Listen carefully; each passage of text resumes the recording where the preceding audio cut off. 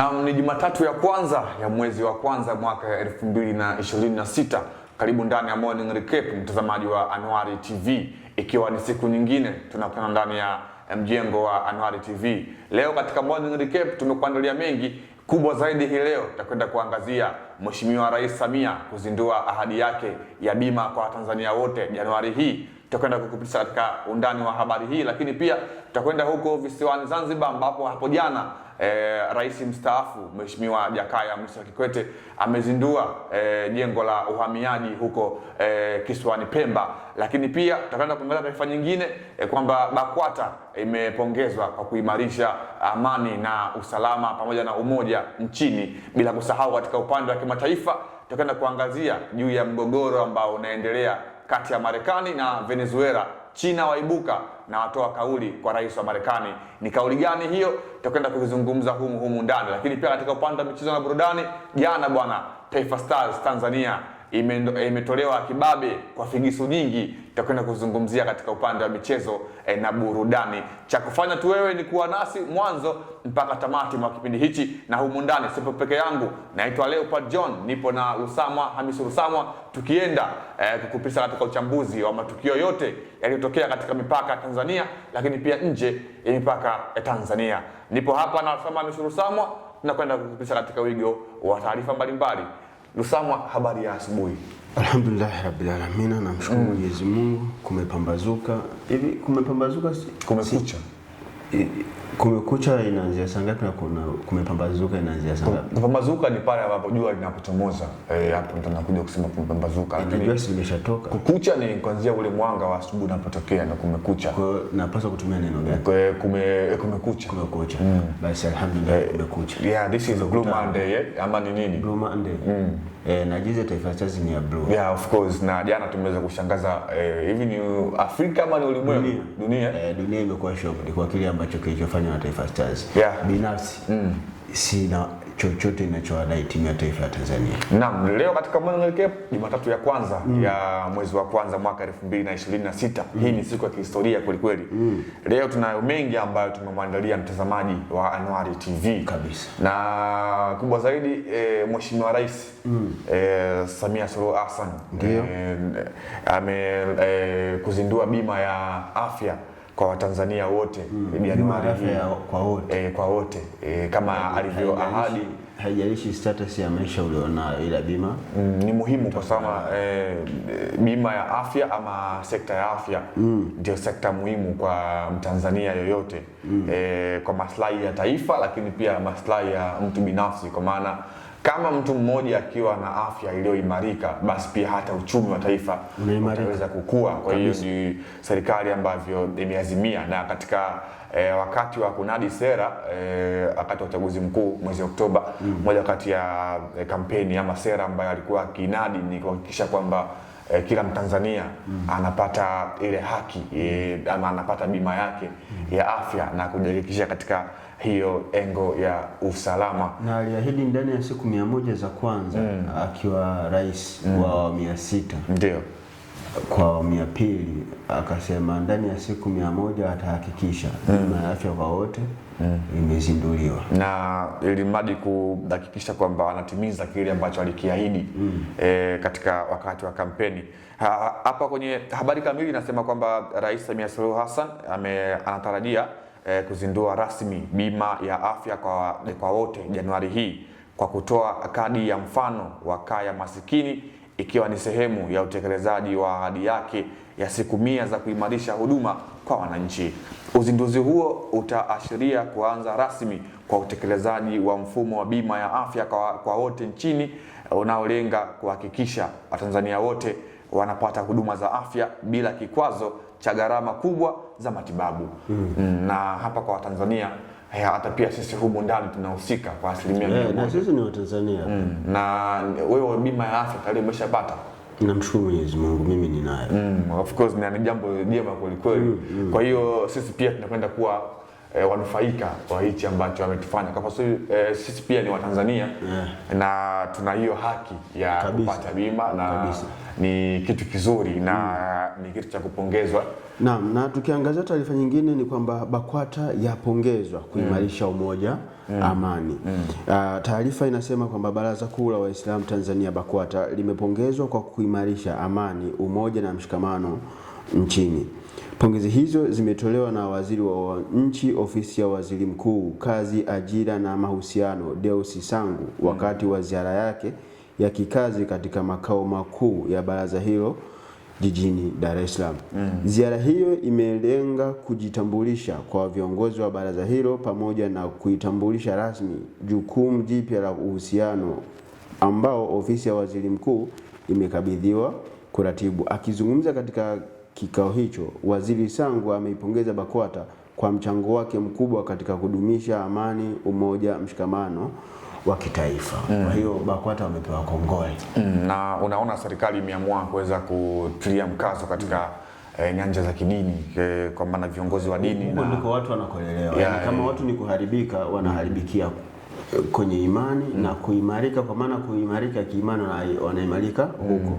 Kwa sababu wote tunaishi na tunajua kuna siku moja hatutakuwepo. Of course. Yani hakuna kitabu chochote kile cha serikali kinachoeleza kwamba utakutana na Mwenyezi Mungu hivi. Ila vitabu vyote vya dini vinasema ukitoka hapo unakutana nani? Na Mwenyezi Mungu. Kwa hiyo hapa ndio eneo ambalo wenyewe wanasema inabidi tuishi kwa tukijua kuna maisha mengine baada ya duniani. Ni jambo zuri kuona serikali inatambua mchango ama thamani ya taasisi za kidini kama BAKWATA, lakini pia tumeshuhudia mara kadhaa katika upande mwingine, kwa maana wanaoamini katika upande mwingine pia tumekuwa tukishuhudia kitu kama hicho kitu kinatokea kabisa. Kwa hiyo serikali imeamua kuweza kujizingiti katika hilo eneo na kuweza kuimarisha hapo, kwa maana hapo kama ikitokea kwamba watu wakawa hawana, kwa sababu tunasema kwamba Mungu ndiye wote, hofu ya Mwenyezi Mungu, yani dunia haiwezi kuwa sehemu nzuri ya kuishi. Of course, ndio maana kwa kutambua hilo limeamua kuimarisha katika hilo swala, lakini pia BAKWATA ameweza kupongezwa katika njia ya kuimarisha amani, lakini pia umoja kwa Watanzania wote na kuweka ile matabaka madaraja kwa maana classes, lakini pia hata kutokuwepo na yale mambo ambayo hayafai katika taifa kwa sehemu moja au nyingine.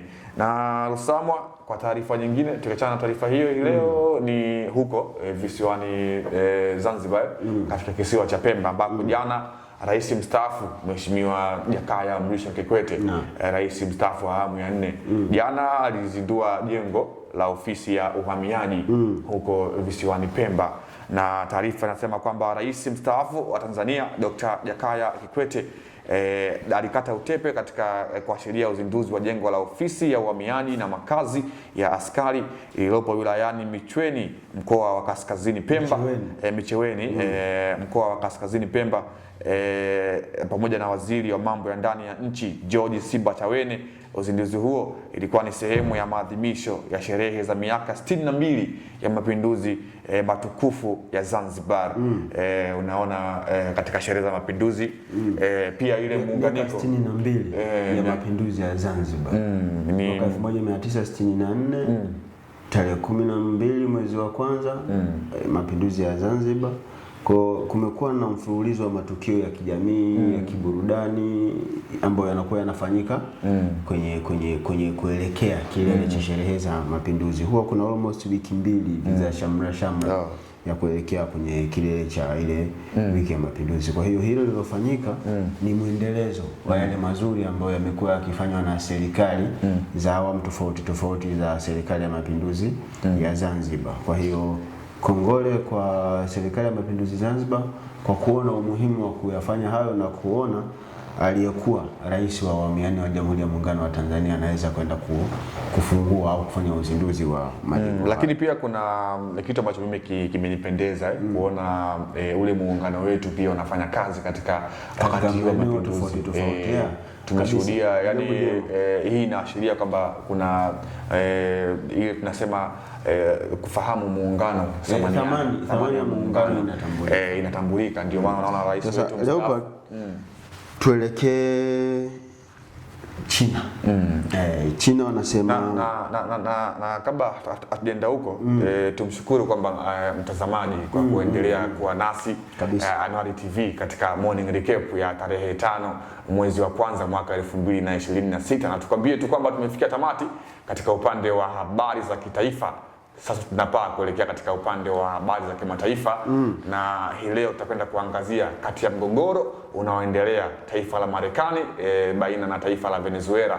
Tunafahamu kile ambacho kimetokea, serikali ya Marekani kumshikilia rais wa Venezuela Nicolas Maduro.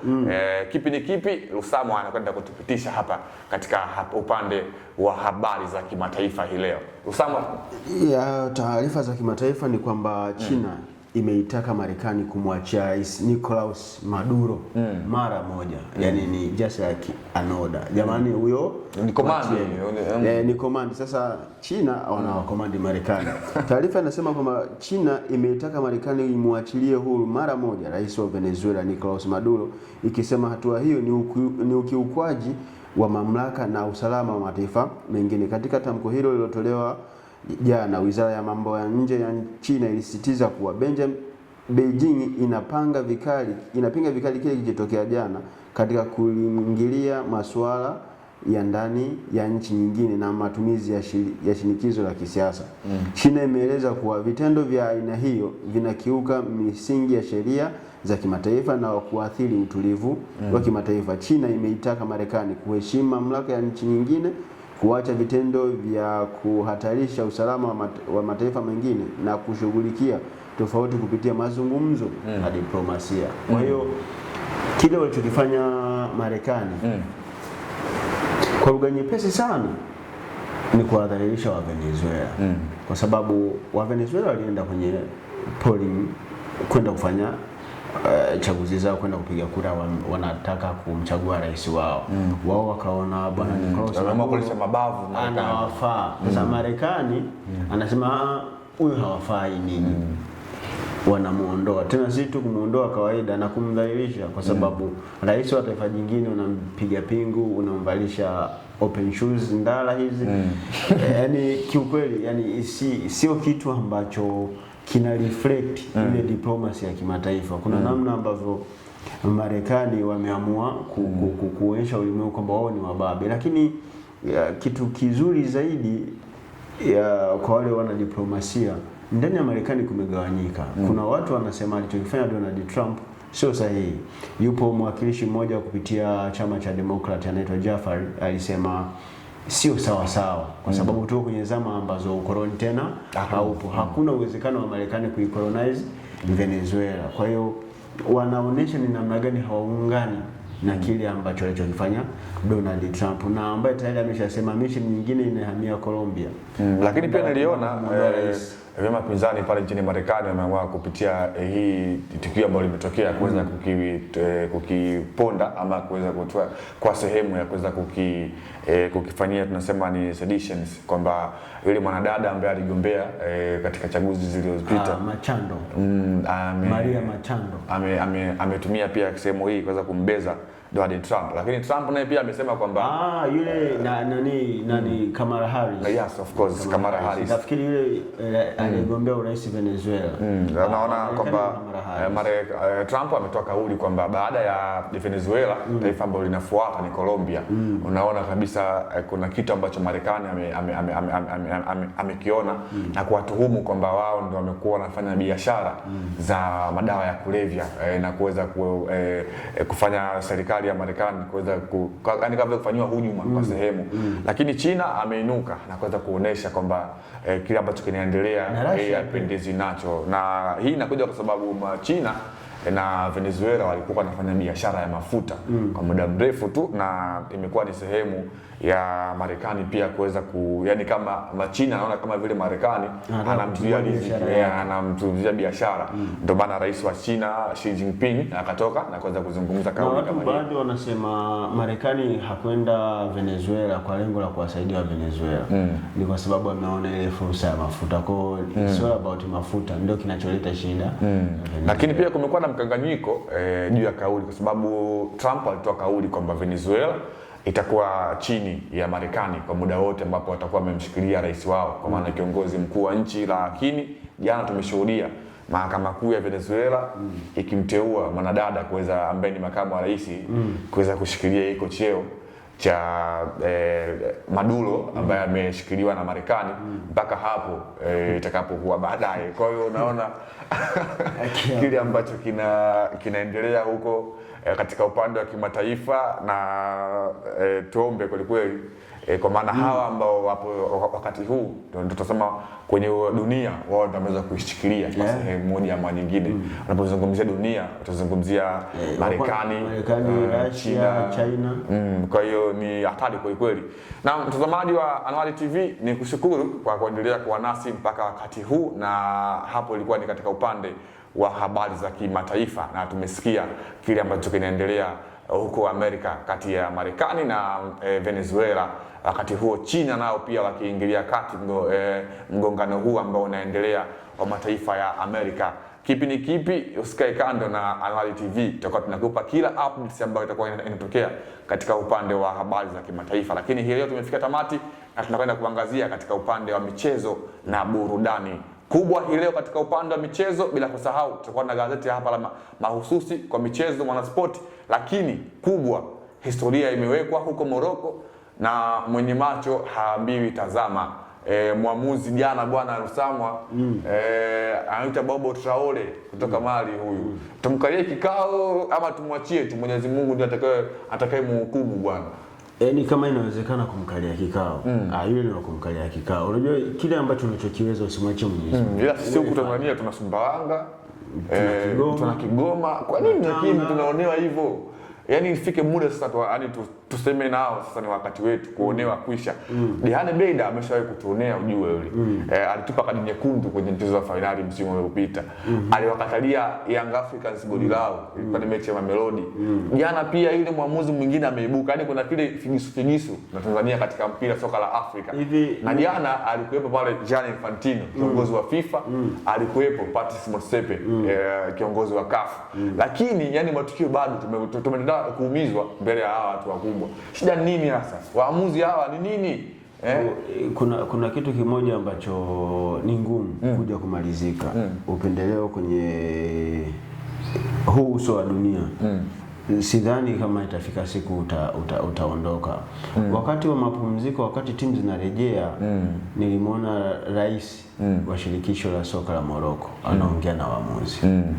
Hatujui alichokuwa anaongea nacho pale, lakini ukiconnect dots na kile kilichotokea unaweza ukaingia kwenye hofu kwamba kuna kitu ambacho hakikuwa sawa sawa. It was a clear penalty ambayo itakiwa kuwa awarded kwa upande wa Tanzania. Yeah, of course. Jana bwana mwamuzi akaamua kumini. Kwa jana tulipokuwa na zile kadi ambazo alikuwa anatoa kama njugu. Alimpa Ahmad Baka mapema tu yani. Baka atulie. Lakini pia akafuatia kwa Salum Feitoto. Lakini akafuata pia kwa Samata Popa, akafuata pia kwa Alphonse Mabula Msanga, akaja akamaliza na Jobu. Kwa hiyo kadi 5 kwenye mchezo wa jana. Wakati huo Morocco ametoa kadi moja tu ambapo ilikwenda kwa Ismail Saibari. Na alikuwa anafika kweli kweli. Lakini mimi naona kama vile VAR haina msaada hivi. Yaani VAR itoke kabisa yani kwenye mpira wa Afrika. Wala kosa sio la VAR. Of course, kwa sababu gani? Jana kwanza tuwapongeze kile ambacho walikifanya. Walipush kwa mwamuzi. Walikuwa wanamwambia kaangalia kwenye VAR, lakini refa kwa sababu alikuwa ana misimamo yake, hata kusogea hata kusema basi anasikiliza vya uongo hakuna. Yaani kusema ukweli jana bwana, yani jana nimeumia kusema kweli. Kuna namna hakutukutendewa haki. Yaani hatukutendewa haki kwa namna yoyote. Kwa sababu gani? Cha kwanza kabisa, yani wakati ile tukio limetokea, kwa namna ilivyokuwa ile tukio pale nilikuwa nimekaa peke yangu nikasema penalty. Yeah, of course. Yani kwa sababu lakini kwa namna ambavyo yani mwamuzi nikaona anasema twende. Wachezaji wanamwambia hapana, kaangalia kwenye VAR. Hadi benchi la ufundi huko likareact. Mimi ninawapongeza sana kwanza benchi la ufundi na wachezaji wote walireact kuonyesha kwamba hatukubaliana na ile tukio. Lakini na sisi nyumbani huku tukareact. Na mitandao imeshaonyesha kwamba hatukuridhika. Na kitu kizuri sio sisi tu, hata wale ambao si wa Tanzania wamesema nani Morocco kaiba, tena kaiba hadharani. Kwa hiyo mwisho wa siku mimi kama kawaida yangu sijui na leo tutasema ni mnafiki, haina shida, lakini kongole kwa timu yetu ya taifa ya Tanzania imepiga mwingi. Of course kabisa bwana, wamekufa kiume. Sasa unasikia kufa kiume, tunapaswa kuanzia pale sasa kwenye AFCON 2027 tunaanzia kwenye performance. Lakini Lusama Gamondi ni kocha wa mpito bwana. Ndio shida inapokuja kuanzia hapo. Tutaenda kuzungumza kwenye Golden Boot vizuri na ladha za Afrika. Gamondi si tu mkataba, apewe mkataba wa maana. Au kwa project yetu ya miaka 10 ijayo 15 hivi tusuke timu ya taifa ya World Cup 2048. Kwa sababu nimesema tutaenda kwenye the Golden Boot na kuna comment kwenye comment kuna commentator mmoja nilimsikia anasema Tanzania wana project moja kali sana ambayo inaanza kuweka kwenye ramani. Ila mimi sifahamu hiyo project. Hata mimi mwenyewe sifahamu. Tutakuja. Na mtazamaji wa Anwar TV, hiko ndilo ambacho kimetokea katika upande wa michezo na burudani. Kubwa zaidi, timu ya taifa ya Tanzania hapo jana imeweza kuondoshwa katika michuano ya AFCON kwa kufungwa bao 1-0, bao ambalo lilifungwa na Ibrahim Diaz.